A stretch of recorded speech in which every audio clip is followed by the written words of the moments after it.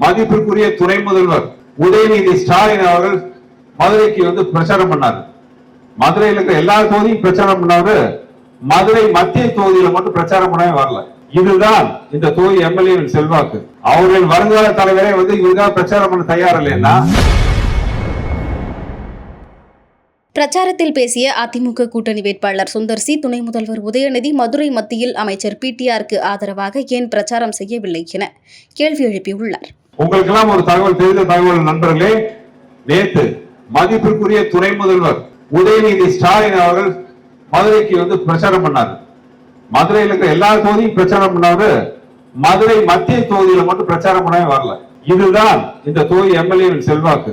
அவர்கள் வருங்கால தலைவரே இவருக்காக பிரச்சாரம் பண்ண தயார் இல்லைன்னா இவருக்கு என்ன நாளைக்கு செல்வாக்கு இருக்கும், இவருக்கு என்ன நாளைக்கு அதிகாரம் இருக்கும் மதுரை மத்திய தொகுதிக்கு நல்லது போடுறதுக்கு. அதனால் புரட்சி தலைவி அம்மா சொன்னது போல, நீங்கள் தான், மக்கள் தான் எங்களுக்கு எஜமானர், உங்களுக்கு யாரும் எஜமானர் இல்ல. அப்படி அந்த நினைப்பை விட்டுட்டு தாங்கள் மக்களுக்கு எஜமானர் நினைக்கிற சில பேர் வீட்டுக்கு அனுப்ப நேரம் வந்துருச்சு. அதை பண்ணக்கூடிய சக்தி, மாபெரும் சக்தி, மக்கள் சக்தி, மகேசன் சக்தின்னு சொல்ற மாதிரி உங்க கையில இருக்கு. வர 23ஆம் தேதி தேர்தல்ல உங்களுடைய கோபத்தை 10 வருடம் ஒரு நல்ல காரியம், ஒரு நல்ல திட்டத்தையும் நல்ல காரியமும் பண்ணாம ஒரு பதவியில் இருக்கிற ஒருத்தருக்கு எதிரான உங்க கோபத்தை உங்க ஒத்த வரல காட்டுங்க. உங்க ஓட்டை இரட்டை இலைக்கு கொடுங்க. மதுரையில் இருக்கிற குப்பைகளுக்கு குப்பை சொல்லுவோம்.